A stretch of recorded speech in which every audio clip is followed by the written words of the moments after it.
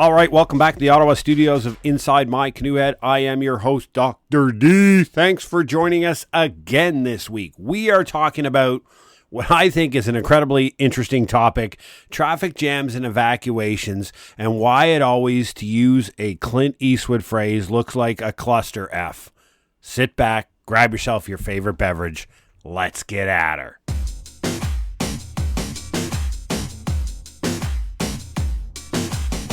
All right, welcome. Listen, thanks again for all our regular listeners, all of you new to Inside My Canoe Head. We've got a website, www.insidemycanoehead.ca. It's got everything on there. You can look. We're available across all platforms. However you found us, drop by there, check everything out, leave us a line. We listen to every feedback we get, good, bad, or indifferent, whatever you may have. So thanks again. Welcome back as we get to the summer solstice, as we begin the summer season, and the strawberry moon in the northern hemisphere, which, no, it's not red. It actually means it's the right time to pick your strawberries.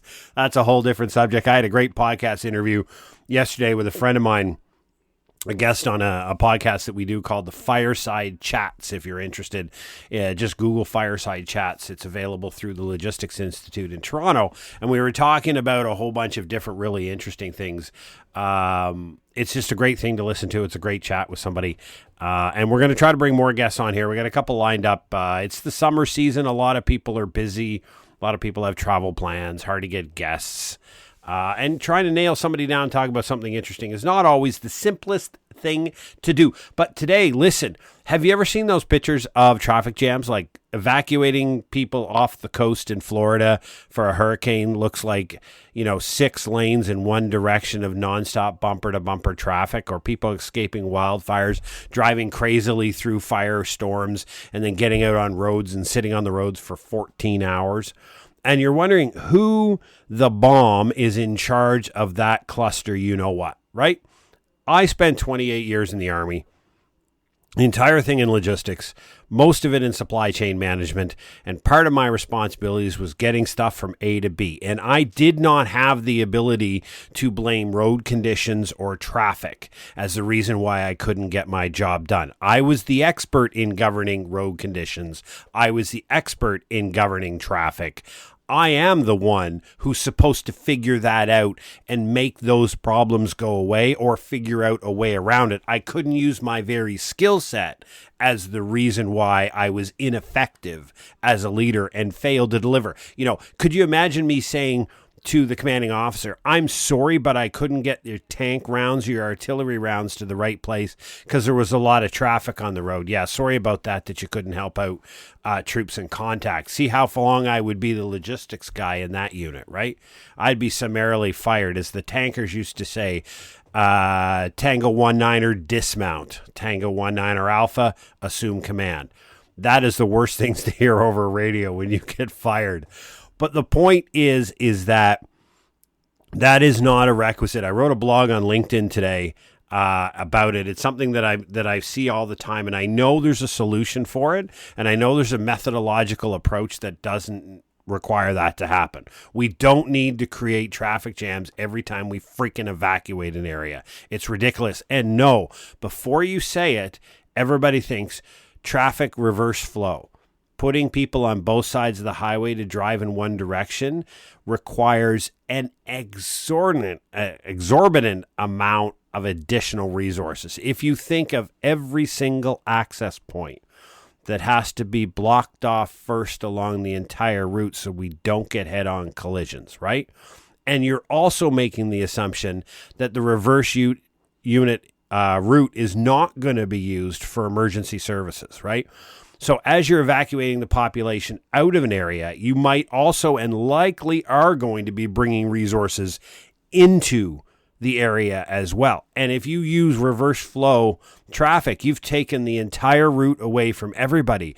Once that starts, you can't turn it off, right? It takes hours and hours to clear reverse flow traffic on one side. So if you need to get down there in a hurry, you simply won't. Unless you're taking another route and doing the same thing, that takes an incredible amount of control. We use military police in the military for it. but you just don't have enough people to do that kind of thing. So reverse flow is, it sounds really cool to do. It sounds simple, but it doesn't work because there is far too many resources required at the time when those resources are going to be needed for something else in situ. If you just think about that, if you can't take 50% of the police forces off duty during an emergency evacuation to block routes, right? Not possible.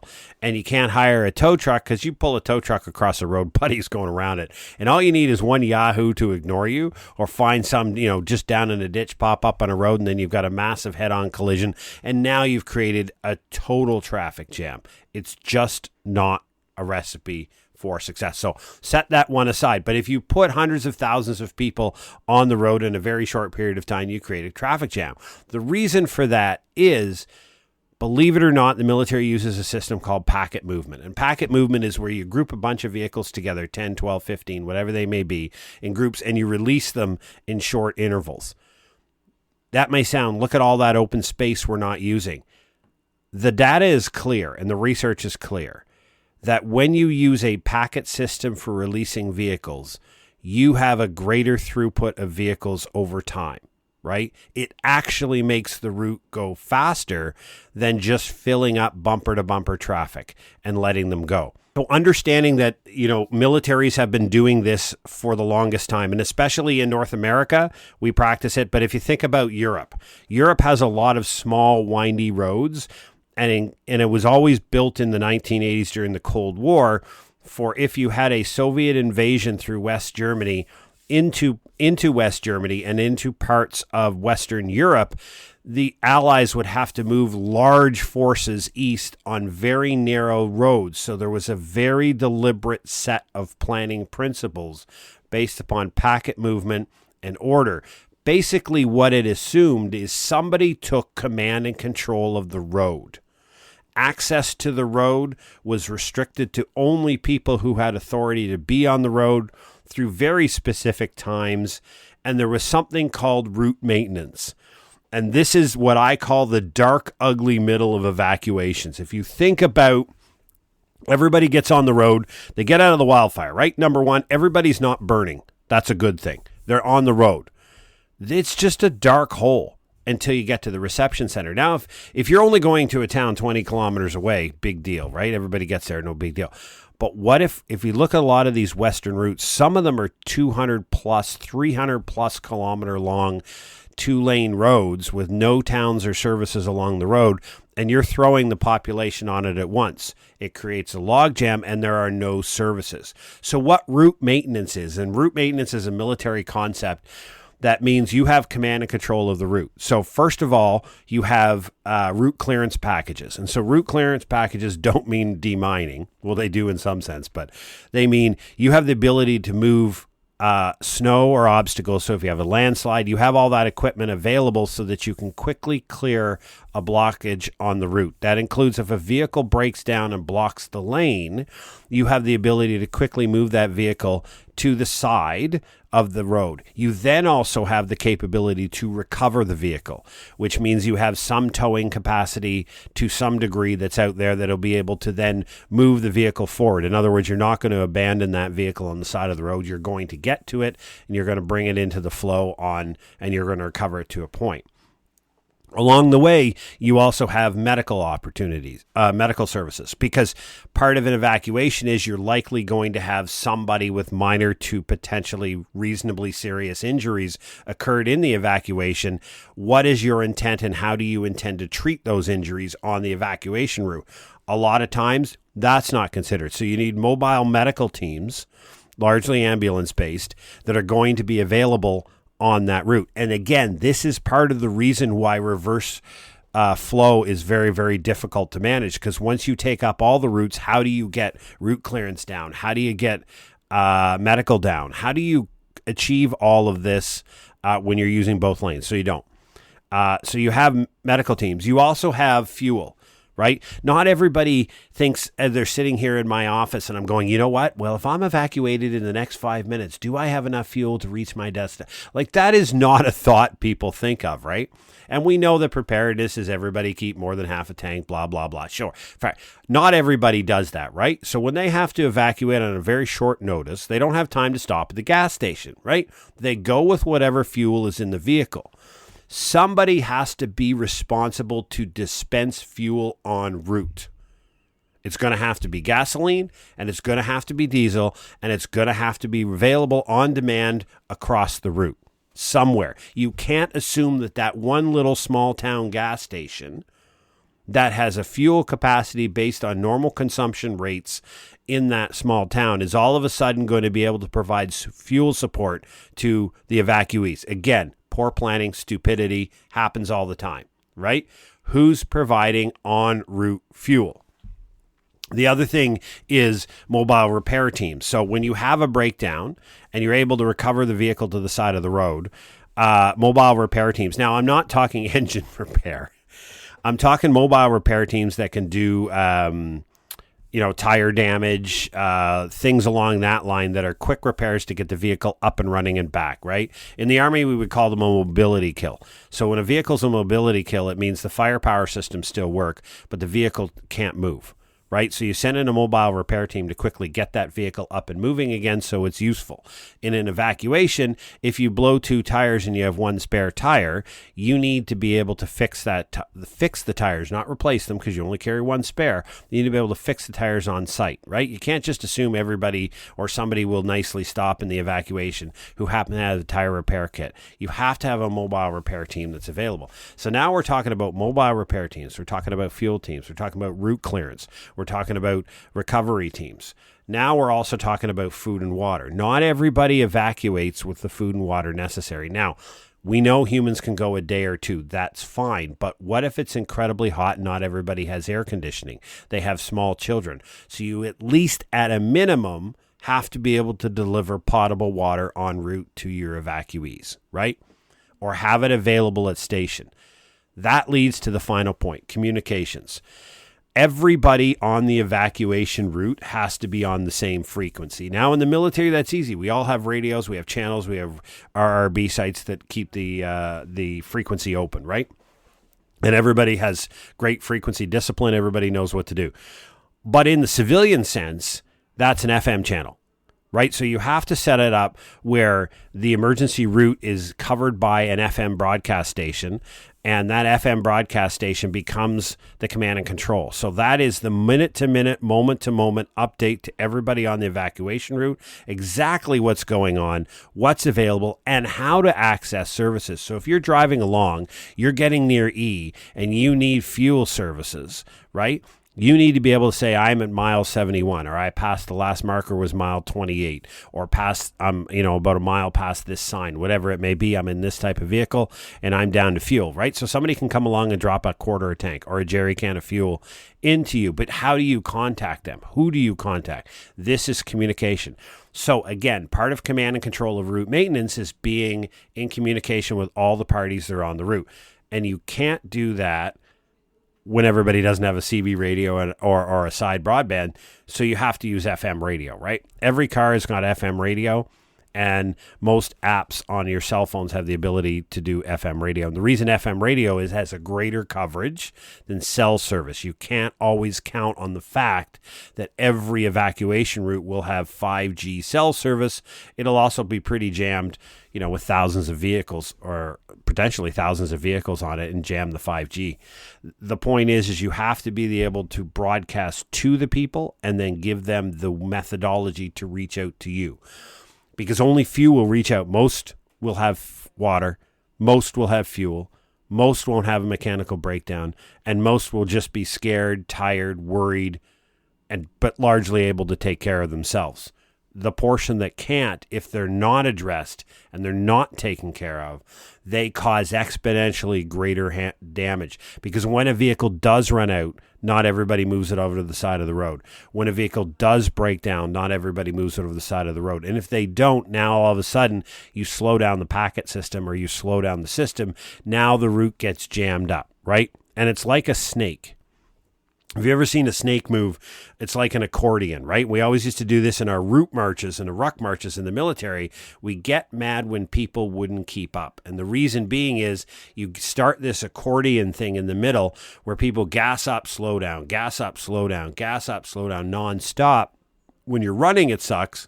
When you're sitting in the car, it sucks because it is an inefficient use of time and fuel. So that's just a bit of a harp there about the fact that when you see jam-packed routes and evacuation, understand that it's not necessary, and understand that in my personal position and my frame, that's not success. That's not how I define success. I don't define success as a jam-packed freaking road full of people who are worried and scared and trying to get to another location. So we're going to step this now to, so what? What does that mean to you, right? So we talk about this all the time in our book and our video course. If you go over to our parent company, preparednesslabs.ca, we've got a special on our video course, Adopt a Prepared Life. It's $29 off, $30 off until the end of June. And it's lifetime access. So as we add modules, which we're adding the life strategy module in July, I think this is something that you really enjoy. We talk about your trifecta of preparedness plans, right? And if you don't want to buy the book or the course, that's perfectly fine. Just go through our historical series of, we have 271 or 272 episodes of this podcast out, and there are a whole series of them on trifecta of preparedness plans. The evacuation preparedness plan means when you have that, because we consider that the most dangerous and the least likely, but the most dangerous effect, the key to the first thing of success for you evacuating, number one, is have a place to go, right? You need to know ahead of time, irrespective of what's going on, where you and your family are going to relocate, right? Have a place to be. Make sure you know where you're going. And it's not the Motel 6. And it's not a community center. Now, those will keep you alive. Yes, the Motel 6 will cost you an exorbitant amount of money. Now, think about this just for a second. There's a reason why I say people going to motels are setting themselves up for failure, or at least exceptionally difficult things to do. You and your family evacuated, right? You're going to a motel. You're going to go to a single room motel that's likely, based upon supply and demand, going to cost you a lot of money every night. You're going to be eating takeout food, which is going to cost you a lot of money. And you're going to be stuck in a room using the Wi-Fi that everybody else in the hotel is using, trying to restart and figure out your life, surrounded with no peace and quiet because of all of your kids and your family and everybody stuck in a room together at a time of heightened stress. That is not a time to rebuild your life. It gets even worse in the public center. If you think of a hockey rink with 200 cots in it, there's zero privacy. Is that where you want to start figuring out how to restart your life? Trying to use some form of public Wi-Fi that is probably garbage, and you're eating whatever. Now, it keeps you alive. Don't get me wrong. My solution that we educate people on and we provide that works well for us is have a predetermined location. And I mean a family or friend's basement that you can show up to unannounced and you'll be welcomed with love and open arms, right? You need to find it. You need to make friends. We do it through a reciprocal arrangement. I have a friend of mine whose family lives about 150 kilometers.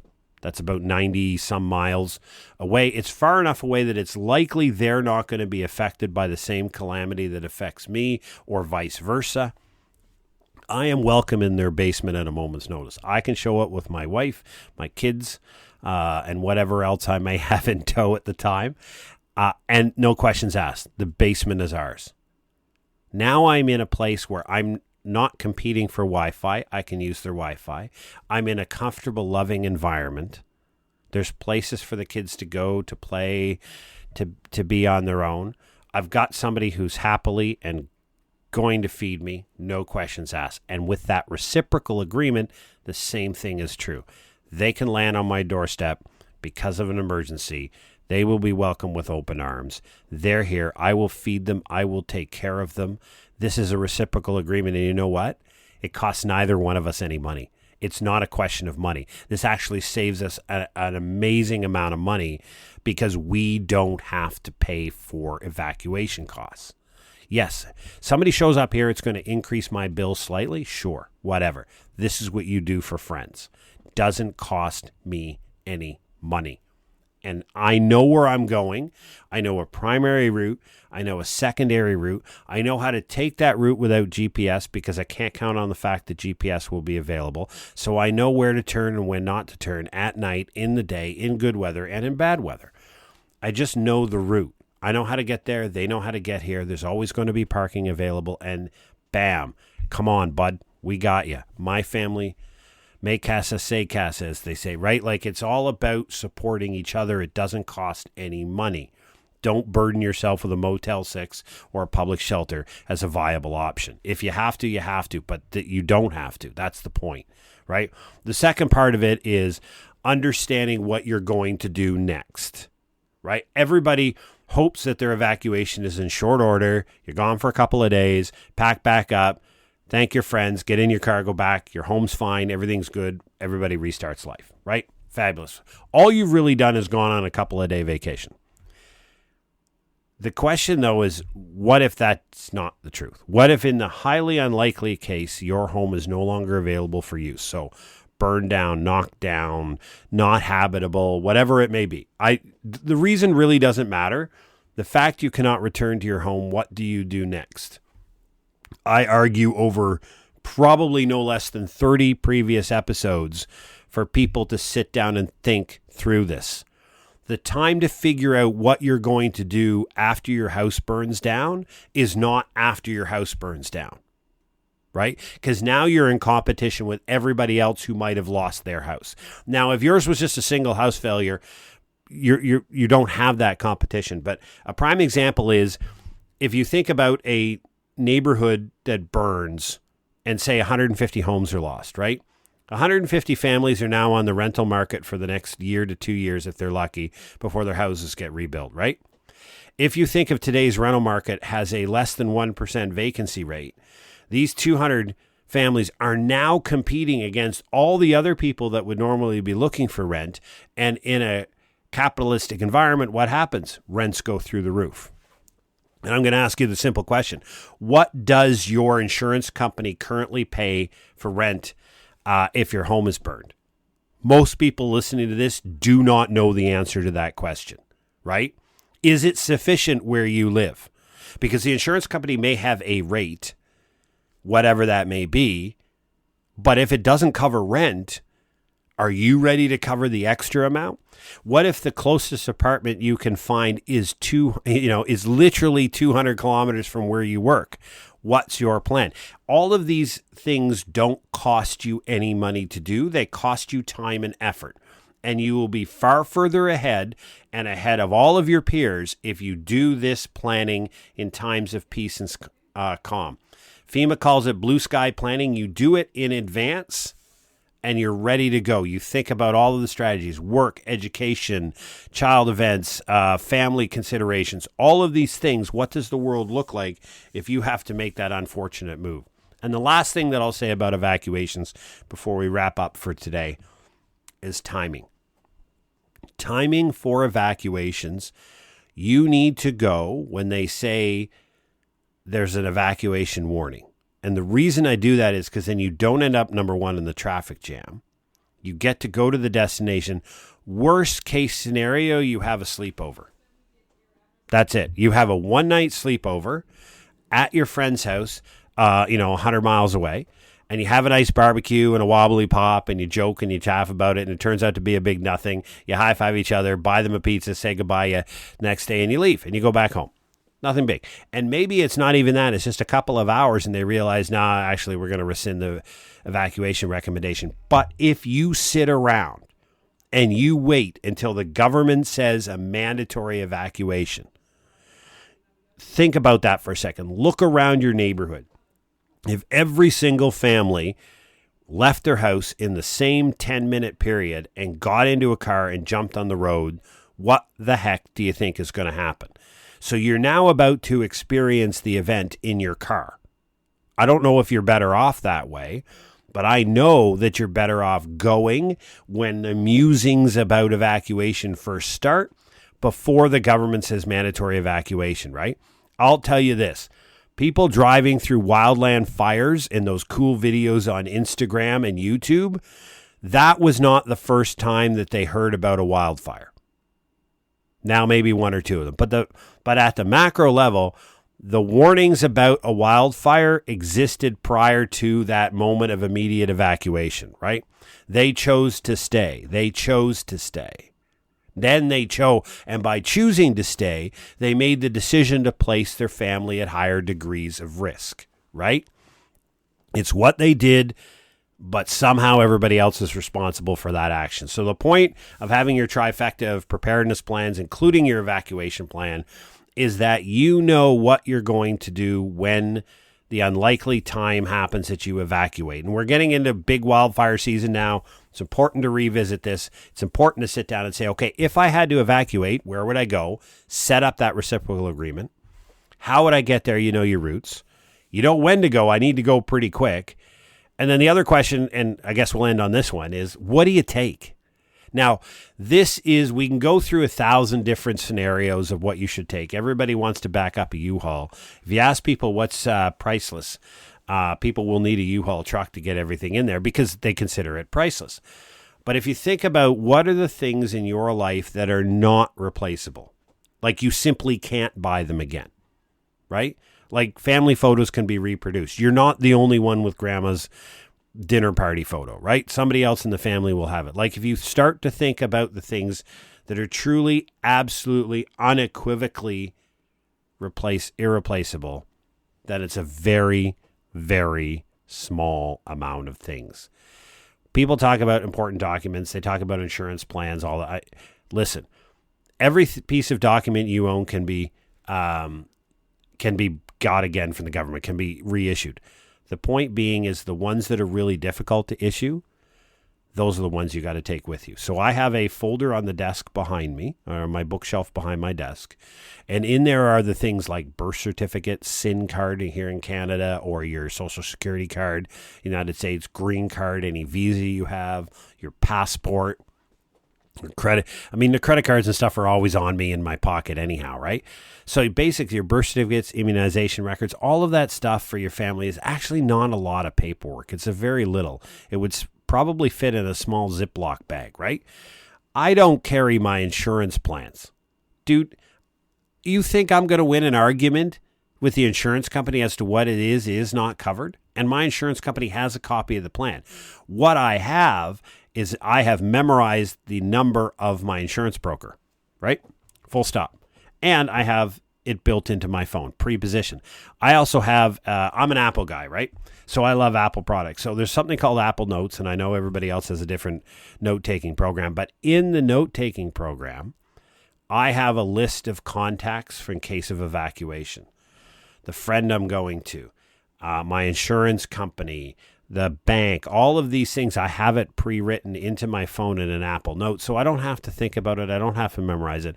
Listen, I know I'm not evacuating without my phone, right? Welcome to the 21st century. None of us are going anywhere without our phone, right? So then I leverage that. Okay, all the information that I'm going to need to have is on my phone. My phone is always charged. Everybody's normally is. I have lithium battery power bank backups, and I mean the small handheld ones. It saves about 4.5 charges of my Apple iPhone. And I always have that with me, right? So with this one folder, I have every document that I need, all of the records that I need, a power bank, etc. for my phone, and I grab and go. Full stop. Easy. Now, you should probably take some clothes, etc. I mean, we've done a whole podcast episode on evacuations, kit and equipment you should take with you, so I don't want to repeat that whole now. It's in the list. Go back and have a listen. It's in our book. It's in our course. The point is that your job, your responsibility is to make it as comfortable and as least impactful for everybody in your family. You have to consider what you may do, what your plan is, and how you plan to tackle things should you no longer have a home to go back to. And also think of one of the other interrelated trifecta of preparedness plans is, what if your home is safe and doesn't get damaged in the traumatic event, the wildfire, say the wildfire doesn't damage your home, you go back, but it burned down your place of business. It burned down where you work. Are you still have a job? Is your boss still going to pay you? What's the company's plan? Those are questions you need to ask ahead of time. So you may return from a 3-day evacuation back to find your home fine, but you may not have a job. And if then is the time you're going to go, okay, now what do I do when my income is lost? Now you're behind the 8 ball. So think about all of these things. And again, I'll go back to the final note. Everything I'm talking about here costs zero freaking money. Zero. This is not about money. So shelve those, I don't have any money, I don't have the resources to do this. That's all bullcrap, right? It's all bullcrap. All it is an excuse for not doing the work. It is time and it is effort. And our advice and our research-based evidence is across everything you hear at Inside My Canoe Head. All of the episodes are free of charge. There's 271 of them. Remember, always ask an expert for advice. If you're talking about changing your physical, financial, anything like that, insurance, talk to the experts in the field. We give you guidance on that. All of the episodes are free of charge and always will be.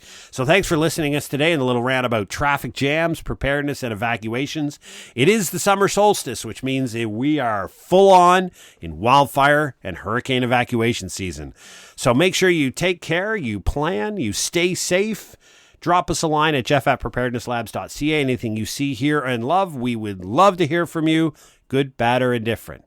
Take care, enjoy the weather, and we'll see you next time.